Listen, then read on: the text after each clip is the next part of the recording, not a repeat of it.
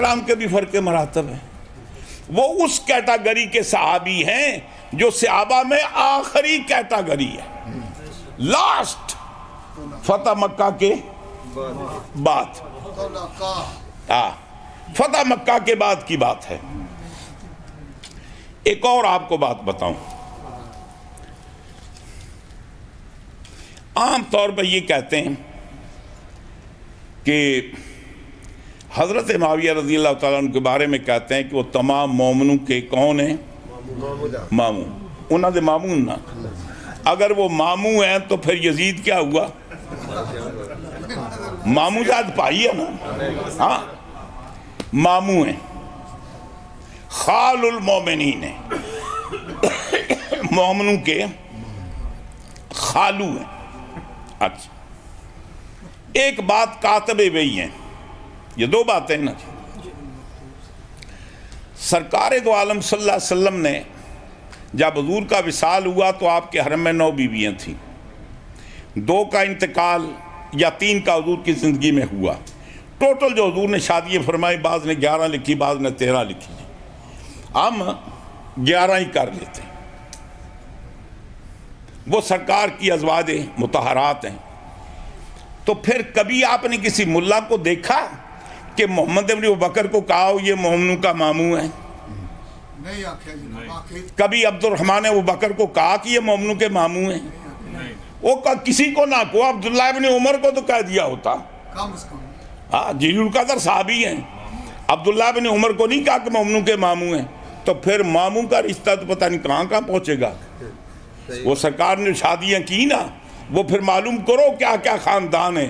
تو پھر تمہارے تو بڑے بڑے ماموں نکلیں گے. ہاں جی, بڑے بڑے ماموں پیدا ہوں گے. جبکہ تمام محدث مفسرین کا اتفاق ہے کہ سرکار کی ازواج مطہرات مائیں ہیں, حقیقی ماں کی طرح نہیں ہیں. وہ صرف 2 وجہ سے مائیں ہیں. 2 وجہ سے. ایک احترام کی وجہ سے, ان کی رسپیکٹ اس سے کہیں بڑھ کر ہے جتنی اپنی حقیقی ماں کی ہے. دوسری بات یہ ہے جیسے اپنی ماں سے نکاح نہیں ہو سکتا نا, حضور کی ازواج مطہرات سے نکاح نہیں ہو سکتا. باقی وہ کوئی مائیں نہیں ہے, غیر محرم ہے.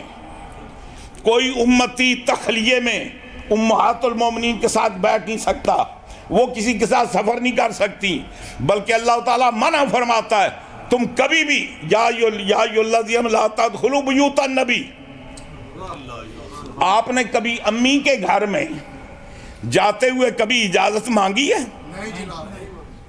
وہ اگر وہ مائیں ہوتی تو اللہ تعالیٰ کیوں فرماتا کہ اللہ کے نبی کے گھر میں اجازت کے بغیر نہ جاؤ؟ حضور کی ازواج مطہرات امت کے لیے غیر محرم ہیں. ان کے ساتھ سفر کرنا حرام, تخلیے میں بیٹھنا حرام, ان کے جسم کو ٹچ کرنا حرام. آدمی اپنی ماں کو مٹھی چابی کرتا ہے یا نہیں؟ بیمار ہو اٹھاتا بھی ہے, واش روم میں بھی لے جاتا ہے, تو نیچے اٹھا کر چارپائی پر بھی لٹاتا ہے.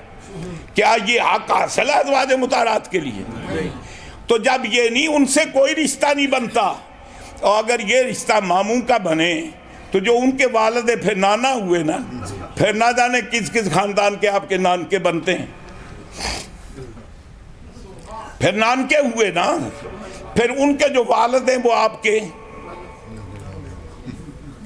نانا ہوئے نا, تو پھر کس کس رشتے سے آپ بنائیں گے؟ پہلی بات یہ ہے کہ یہ بات غلط ہے.